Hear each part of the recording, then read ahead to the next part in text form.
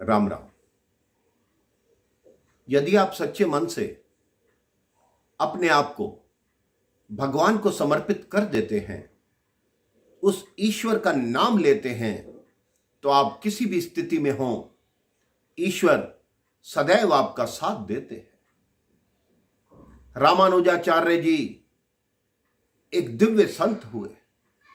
वो एक बार अपने शिष्यों के साथ भगवान रंगनाथ जी के दर्शन करने, जिनका मंदिर दक्षिण भारत में था, भगवान रंगनाथ भगवान कृष्ण का ही एक रूप था। वो उनके दर्शन के लिए अपने शिष्यों के साथ निकले। जब बहुत समय हो गया चलते चलते, तो मार्ग में एक बागीचा देखा जो कि आम का बागीचा था। उन्होंने सोचा कुछ देर इस बागीचे में विश्राम किया जाए, तत्पश्चात आगे की यात्रा करेंगे। एक वृक्ष के नीचे रामानुजाचार्य जी आकर बैठे। उन्होंने ठाकुर जी का सिंहासन लगाया, उस पर ठाकुर जी को विराजमान किया और अपने एक शिष्य से कहा कि इस बागीचे से एक आम तोड़ कर लाओ, जिससे हम ठाकुर जी को भोग लगा सके। शिष्य एक आम तोड़ कर लाया। उन्होंने ठाकुर जी को भोग लगाया, सबको प्रसाद देने लगे। उस गांव के और व्यक्ति भी आ गए थे। उन्होंने बोला कि हे गुरुदेव, हे महाराज, आप जिस बागीचे में बैठे हैं, ये बागीचा इस नगर की सबसे प्रसिद्ध वैश्या का है। संत बोले, अब हम क्या कर सकते हैं? हमने उसके बागीचे की छाया भी ले ली और फल भी खा लिए। यही स्वभाव होता है संतों का। अगर किसी की छाया भी लेते हैं तो उसके प्रति उनके मन में दुर्भाव कभी नहीं आता, सदैव सद्भाव रहता है। उस वैश्य को भी ज्ञात हुआ कि मेरे बागीचे में कुछ संत आए हुए हैं, कुछ दिव्य संत आए हुए। वो भी अपने दास दासियों के साथ एक स्वर्ण थाल लेकर, जिसमें स्वर्ण, चांदी, हीरे, मोती, जवाहरात भर के और साथ में कंदमूल फल लेकर रामानुजाचार्य जी की शरण में आई कि हे प्रभु, आप ये स्वीकार करें।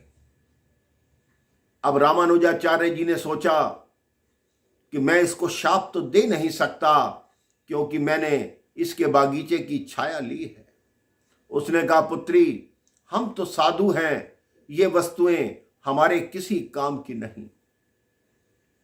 वो रो रो कर प्रार्थना करने लगी कि आपने मुझ जैसी पतित औरत को सौभाग्य प्रदान किया कि मैं आपकी सेवा कर सकूं। जब वो बहुत रोने लगी, तब रामानुजाचार्य जी ने कहा, पुत्री, ऐसा करो, इस स्वर्ण का एक मुकुट बनवाओ, जो भगवान रंगनाथ जी को तुम अपने हाथ से चढ़ाना। उनकी बात सुनकर वो औरत गदगद हो गई और बोली कि ये मेरा सौभाग्य है कि मुझे ऐसा अवसर प्राप्त हो रहा है। वह तुरंत एक सुनार के पास गई और उसको कहा, ये सारा स्वर्ण ले लो, ये रतन ले लो, हीरे मोती सब ले लो, इसके बदले मुझे एक रंगनाथ भगवान का बढ़िया सा मुकुट बना कर दो, जिसमें ये सारे हीरे और रतन जड़े हुए हों। उस सुनार ने कुछ ही दिनों में वो मुकुट बना दिया। रामानुजाचार्य जी अगले दिन प्रातः ही वहां से निकल गए थे। वो औरत कुछ दिन बाद भगवान रंगनाथ के द्वार पर पहुंची, लेकिन उसकी मंदिर के अंदर जाने की हिम्मत नहीं हुई। उसने सोचा कि मैं तो पतित हूं, अगर मैं अंदर जाऊंगी तो लोग बहुत नाराज होंगे और कहेंगे कि तुमने मंदिर को अपवित्र कर दिया, तुम अंदर क्यों आई। उसने वो मुकुट पुजारियों को सौंपा और कहा कि यह मुकुट भगवान रंगनाथ जी को पहना दे। अब वो पुजारी मुकुट लेकर भगवान रंगनाथ जी के पास गए। जैसे ही मुकुट पहनाने लगे, रंगनाथ भगवान की मूर्ति का सिर ऊंचा हो गया। पुजारी जी ने स्टूल रख के मुकुट पहनाने की कोशिश की, भगवान का शीश और ऊंचा उठ गया। जब और ऊंचा स्टूल लाया गया, पुजारी उस पर खड़े हुए, भगवान का सिर एकदम नीचे हो गया। पुजारी सोचने लगे कि हे भगवान, आज क्या लीला कर रहे हो? क्या उस पतित औरत का मुकुट पहनना आप नहीं चाहते? इतने में रामानुजाचार्य जी को बुलाया गया और उनसे कहा गया कि आज भगवान कैसी लीला कर रहे हैं। रामानुजाचार्य जी ने हाथ जोड़कर प्रार्थना की कि बताइए भगवान, ये क्या लीला है? भगवान रंगनाथ जी की मूर्ति बोल पड़ी। उन्होंने कहा कि जो मेरे लिए मुकुट बनवा के लाया है, उसी के हाथ से मुकुट पहनूंगा। सब आश्चर्यचकित रह गए।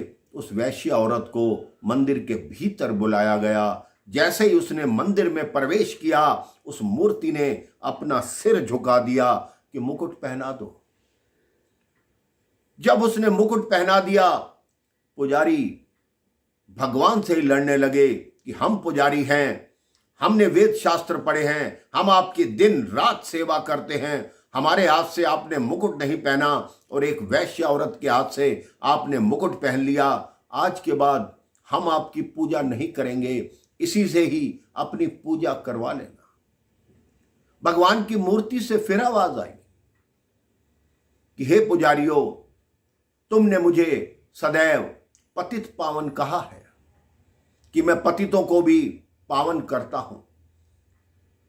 अगर इसको पावन कर दिया तो आप लोगों को क्या आपत्ति है?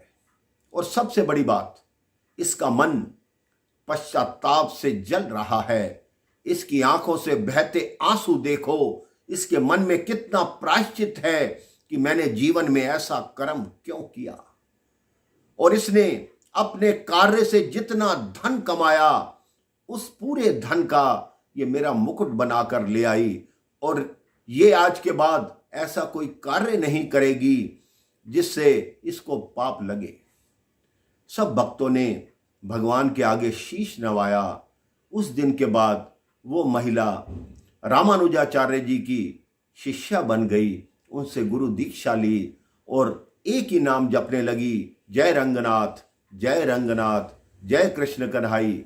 आप भी अपने मन में यही विचार कीजिए, यदि सच्चे मन से किसी से पाप भी हुआ हो तो सच्चे मन से अगर प्रायश्चित करेंगे तो भगवान सदैव क्षमा करते हैं। भगवान यही कहते हैं कि आप एक बार सच्चे मन से क्षमा मांग कर देखो, मैं सदैव आपको माफ करने के लिए तैयार हूं।